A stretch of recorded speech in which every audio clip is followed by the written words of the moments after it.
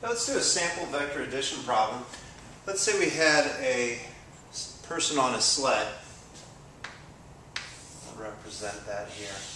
And we had two individuals pulling on the sled. And for simplicity's sake, we'll make it the same angle. Let's say this person pulled with a force equal to 10 newtons. And the other person pulled on the sled with a force equal to 12 newtons. And we'll represent this one as, we'll call this one F1, F2. And you can see that the two vectors represent pulls that essentially will move the sled forward, but also have components in opposing directions that will essentially serve to cancel each other out. I can draw those components in. I'll draw my x components in down here. So F2 would have a component in the x direction of F2x, and F1 would have a component in the x direction we would label F1x.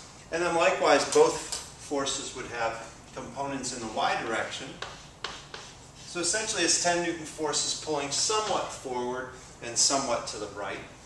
And this 12 Newton force is pulling somewhat forward and somewhat to the left. And we would label these as F1y and F2y. If we wanted to calculate these, then we could say that F2y, based on if we instead drew these as,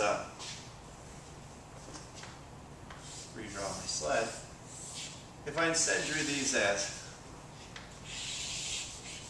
instead of point diagrams where all the vectors originate from the same point, if I drew my components as head to tail vectors,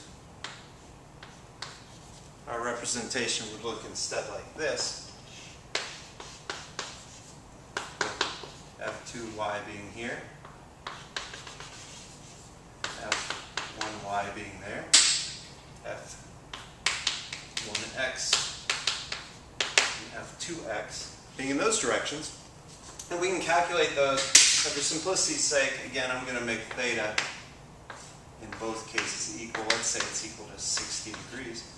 Then we can calculate the amounts of these two components based on our trig, and we could say that with theta being here, that F2x would be equal to F2 times cosine of theta, and F1x would be equal to F1 times cosine of theta, and F2y would be equal to F2 sine of theta, and F1y would be equal to F1 sine of theta, with this of course being F1, this of course being F2 are two net vectors, in this case equal to 12 newtons, and this one we said before was equal to 10 newtons. So we can calculate both those amounts.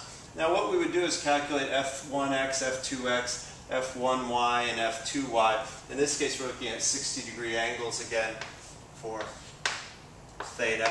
And knowing that the cosine of 60 degrees is equal to 1/2, we can easily calculate that F1x, the amount of force that's essentially pulling in the left direction in the diagram that we have set up here, being half of 12, would be 6 newtons. And the amount of force essentially from F2 that's working to pull toward the right, again with cosine of theta of 60 degrees, would be 5 newtons. Looking at F1 here, we would use the sine of 60 degrees to come up with F1 y equal to about 10.4 newtons. And with F2 in the y direction equal to about 8.7 newtons in this case. So we essentially have about 10.4 newtons pulling forward from F1, 8.7 newtons pulling forward from F2, 5 newtons pulling to the right from F2, and 6 newtons pulling toward the left from F2.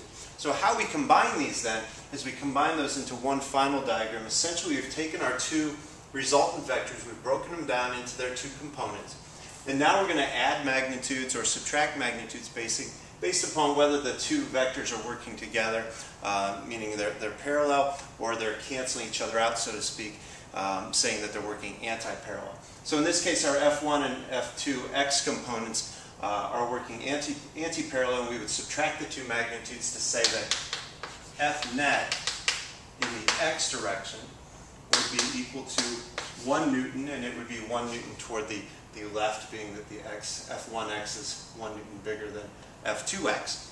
And we would combine our forward vectors to get F net y equal to 8.7 plus 10.4 to give me 19.1 newtons. So in essence, our sled is moving as if it was a force that had a component equal to this and a component equal to that. And our net resultant then diagram would be F1 net here, that's equal to 1 Newton, and F net y is equal to 19.1 newtons, we said. And then finally, we could say our net resultant of both forces would be in that direction. We would calculate then, based on Pythagorean theorem, saying side 1 squared plus side 2 squared is equal to our resultant squared, or in other words, 1 Newton squared plus 19.1 Newton squared gives me r squared. We can solve then for our resultant force to say the sled really moves as if there was one force drawn as the purple vector, as if there were one force acting in one direction. We can likewise calculate the net resultant theta, the direction that would move, as if there was just one force being applied to it equal to r.